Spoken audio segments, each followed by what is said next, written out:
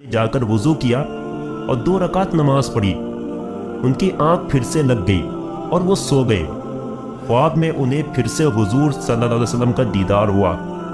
आप सल्लल्लाहु अलैहि वसल्लम ने थोड़ा सख्ती से फरमाया कि ऐ सुल्तान, जल्दी से मदीना आओ और मुझे इन ईसाइयों से बचाओ। सुल्तान घबरा कर उठ बैठे और रात ही में अपनी सारी फौज को जमा किया और कहने लगे कि कुछ न कुछ मामला ज़रूर है। हुजूर सल्लल्लाहु अलैहि वसल्लम के जिस्म मुबारक को कोई खतरा है, इसीलिए मुझे ख्वाब में बार बार हुजूर सल्लल्लाहु अलैहि वसल्लम का दीदार हो रहा है और आप फरमा रहे हैं कि मदीना आकर मुझे इन ईसाइयों से बचाओ। सुल्तान ने अपना लश्कर तैयार किया और रात ही में एक बड़ी फौज के साथ मदीना की तरफ रवाना हो गए। 2 दिनों के सफ़र के बाद वो मदीना पहुँचे। सुल्तान के वज़ीर जमालुद्दीन ने कहा कि ऐ सुल्तान, अगर आप सीधे लोगों से ये पूछेंगे कि कौन हुजूर सल्लल्लाहु अलैहि वसल्लम का जिस्म मुबारक निकालने की कोशिश कर रहा है, तो शायद वो दोनों ईसाई चौकन्ना हो जाए और हमारे हाथ ना लगे। इसलिए आप एक काम करें कि तमाम मदीना वालों में इनाम तकसीम करने का ऐलान कर दें और फिर एक जगह पर बैठकर आप हर इनाम लेने वाले की शक्ल देखें। इस तरह आप उन दोनों ईसाइयों को आसानी से पहचान लेंगे और हमें उन्हें पकड़ना आसान होगा। सुल्तान ने कहा, ठीक है, इसका इंतज़ाम किया जाए। और फिर सुबह होते ही पूरे मदीना में ऐलान कर दिया गया कि सुल्तान नूरुद्दीन की तरफ से तमाम मदीना वालों को इनाम बांटे जाएंगे। इनाम तकसीम के वक्त सुल्तान एक कुर्सी पर बैठ गए और वज़ीर जमालुद्दीन लोगों को एक एक करके इनाम देने लगे। सुल्तान हर आने वाले इंसान का चेहरा खूब गौर से देखते, लेकिन उन्हें वो 2 इंसान नजर नहीं आ रहे थे जिनकी शक्ल हुजूर सल्लल्लाहु अलैहि वसल्लम ने ख्वाब में दिखाकर सुल्तान से कहा था कि ये दोनों मुझे निकालना चाहते हैं। दोपहर का वक्त हो गया, सारे इनाम बढ़ गए, लेकिन उन 2 ईसाइयों का कोई सुराग ना मिला। सुल्तान ने मदीना वालों से पूछा कि तुम में से कोई बचा तो नहीं है?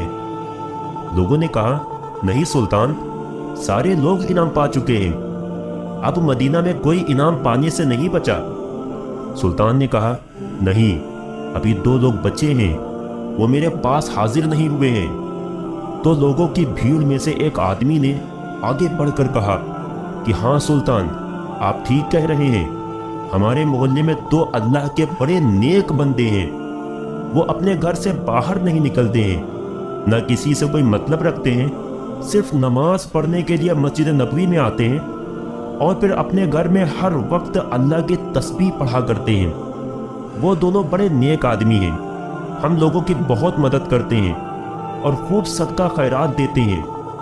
वो इनाम लेने नहीं आए हैं। सुल्तान ने कहा कि मैं उनसे मिलना चाहता हूँ। लोगों ने कहा, सुल्तान, आप उनसे मिलकर क्या करेंगे? वो दोनों तो बेचारे दुनिया से अलग थलग अपनी इबादतों में लगे रहते हैं, दुनियादारी से उन्हें कोई मतलब ही नहीं। सुल्तान ने कहा कि मुझे उन दोनों पर शक है कि वो दोनों तुम सभी को धोखा दे रहे हैं और नेक बनने का सिर्फ नाटक कर रहे हैं और तुम्हारी आंखों में धूल झोंक रहे हैं। लोगों ने कहा, सुल्तान, हमारे नेक लोगों के बारे में ऐसी बातें ना करें, वो बहुत अच्छे लोग हैं, हम उनके खिलाफ कोई गुस्ताखी बर्दाश्त नहीं करेंगे। सुल्तान नूरुद्दीन ने जब देखा कि लोग मुखालिफत पर आ सकते हैं, तो उन्होंने मदीना के हाकिम को अपने पास बुलाया और उन्हें सारी बातें बता दी कि ख्वाब में मुझे हुजूर सल्लल्लाहु अलैहि वसल्लम ने ऐसी ऐसी बातें बताई हैं, इसलिए मैं उन दोनों आदमियों से मिलना चाहता हूँ। हाकिम ने कहा कि सुल्तान, तुम परेशान ना हो, मैं इसका इंतज़ाम करवाता हूँ और जो भी मुखालिफत करने के लिए सामने आएगा उसे कड़ी से कड़ी सज़ा दी जाएगी। और फिर सुल्तान नूरुद्दीन मदीना के हाकिम के साथ उन दोनों आदमियों के घर पहुंचे। सुल्तान ने जैसे ही उन दोनों आदमियों की शक्लें देखी तो वो उन्हें पहचान गए, क्योंकि ये दोनों वही इंसान थे जिनकी शक्लें हुजूर सल्लल्लाहु अलैहि वसल्लम ने ख्वाब में सुल्तान को दिखाई थी और फरमाया था कि ये दोनों मेरी कब्र से मेरे जिस्म को निकालना चाहते हैं। سلطان نے ان دونوں سے ساری باتیں پوچھی تو انہوں نے صاف انکار کر دیا کہ ہم تو حضور صلی اللہ علیہ وسلم سے بہت زیادہ محبت کرتے ہیں، اسی لیے تو ہم اپنا شہر چھوڑ کر مدینہ میں آ کر رہنے لگے ہیں، ہم ایسا گندا کام کیوں کریں گے؟ سلطان نے کہا تم سچ سچ بتا دو ورنہ میں تمہیں بہت سخت سزا دوں گا۔ ان لوگوں نے کہا کہ اے سلطان ہم بالکل بے قصور ہیں، تمہیں جو کرنا ہے کر سکتے ہو۔ پھر سلطان نے فوجیوں کو حکم دیا کہ ان کے گھر کا کونا کونا چھان مارو اور ہر چیز ہٹا کر دیکھو کہ کیا کہیں سرنگ کا نشان ملتا ہے۔ فوجیوں نے پورا گھر چھان مارا لیکن کہیں سراغ نہ ملا۔ سلطان نے خود اندر جا کر ایک ایک چیز ہٹا کر دیکھی لیکن کہیں کچھ نشان نہ ملا۔ اب تو لوگوں نے بھی کہنا شروع کر دیا کہ اے سلطان یہ تمہاری غلط فہمی ہے، تم ہمارے اللہ والوں کو کیوں پریشان کر رہے ہو؟ مدینہ کے حاکم نے بھی سلطان سے چپکے سے کہا کہ سلطان مجھے بھی یہی لگتا ہے کہ آپ سے کوئی غلط فہمی ہو گئی ہے، بہتر ہوگا کہ آپ ان دونوں آدمیوں کو چھوڑ دیں ورنہ لوگوں کی مخالفت بڑھ سکتی ہے۔ سلطان بہت زیادہ پریشان ہو گئے۔ اس کمرے میں ایک مصلی بچھا ہوا تھا۔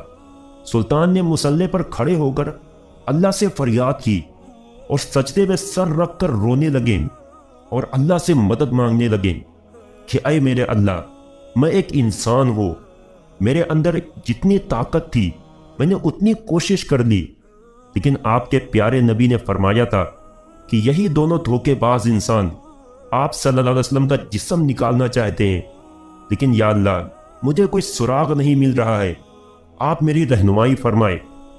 سلطان رو رو کر اللہ سے دعا کر رہے تھے اور مدد مانگ رہے تھے کہ تبھی اللہ کی طرف سے سلطان کے دل میں یہ بات ڈالی گئی کہ اے سلطان، تم نے ان دونوں کے کمرے میں ہر چیز ہٹا کر دیکھ لی ہے، ہر طرح سے تلاشی لے لی ہے، ذرا یہ مصلی بھی ہٹا کر دیکھو جس پر بیٹھے تم مجھ سے دعا مانگ رہے ہو۔ سلطان تیزی سے اٹھے اور مصلی ہٹا کر دیکھا تو نیچے لکڑی کا ایک پٹرا بچھا ہوا تھا۔ سلطان نے فوجیوں کو حکم دیا کہ یہ پٹرا ہٹاؤ۔ جیسے ہی اس پٹرے کو ہٹایا گیا تو نیچے ایک سرنگ بنی ہوئی تھی۔ سلطان نے ایک فوجی سے کہا کہ جا کر دیکھو کہ یہ سرنگ کدھر کو جاتی ہے۔ فوجی نے اندر جا کر دیکھا تو وہ سرنگ حضور صلی اللہ علیہ وسلم کی قبر کے پاس تک پہنچ چکی تھی اور حضرت عمر رضی اللہ عنہ کا انگوٹھا نظر آنے لگا تھا۔ فوجی نے واپس آ کر سلطان کو یہ باتیں بتائی تو سلطان نے ان دونوں عیسائیوں کو گرفتار کروا کر اپنے سامنے پیش کیا اور پھر ان سے پوچھا کہ اب تم سچ سچ بتا دو ورنہ میں تمہاری گردن اڑا دوں گا۔ ان دونوں نے جواب دیا کہ اے سلطان، ہمیں عیسائیوں کی طرف سے یہاں مدینہ بھیجا گیا ہے تاکہ ہم مسلمانوں کے نبی کا جسم نکال کر انہیں دے سکے اور اس کے بدلے میں ہمیں بہت سارا انعام دیا جائے گا، اسی لیے ہم دونوں نے اپنا بھیس بدلا اور ایک نیک آدمی کی شکل بنا کر مدینہ میں آ کر رہنے لگے۔ خود پر لوگوں کا بھروسہ بڑھانے کے لیے ہم لوگوں میں صدقہ خیرات کرتے تاکہ کسی کو ہم پر شک بھی نہ ہو سکے۔ جب سبھی لوگ رات میں سو جاتے تو ہم دونوں اس سرنگ کو کھودتے تھے اور اس کی مٹی باہر قبرستان میں قبروں کے اوپر ڈال آتے تاکہ کسی کو پتہ بھی نہ چلے۔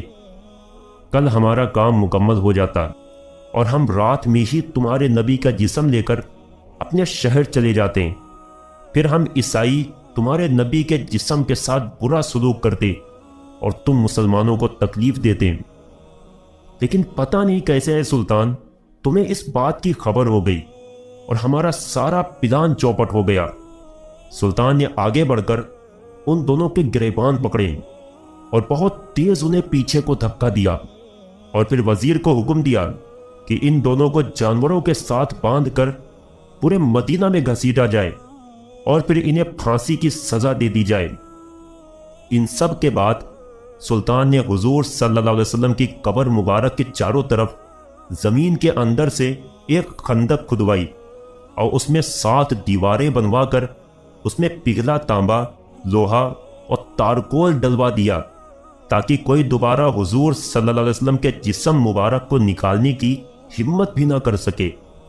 کتابوں میں لکھا ہے کہ اس واقعے کے بعد سلطان نور الدین مدینہ کی گلیوں میں رو رو کر اللہ سے کہا کرتے تھے کہ اے اللہ، اتنی بڑی دنیا میں تو نے مجھ جیسے فقیر کو اس عظیم کام کے لیے چنا، اس پر میں آپ کا جتنا شکر ادا کروں کم ہے۔